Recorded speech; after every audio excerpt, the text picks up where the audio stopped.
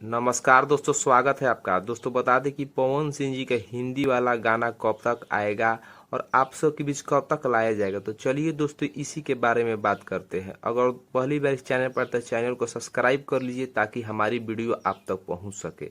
दोस्तों बता दें कि ये जो गाना हिंदी वाला है जो कि बहुत बड़े लेवल का है और इसमें जो कि बहुत बढ़िया लोकेशन पर शूट हुआ है और बहुत हाई लेवल का ये गाना है। दोस्तों इसमें बॉलीवुड की मशहूर मॉडल काम की हुई है जो कि बहुत बड़ी मशहूर मॉडल हैं जो कि बहुत बड़े बड़े गाने में काम किए हुए हैं।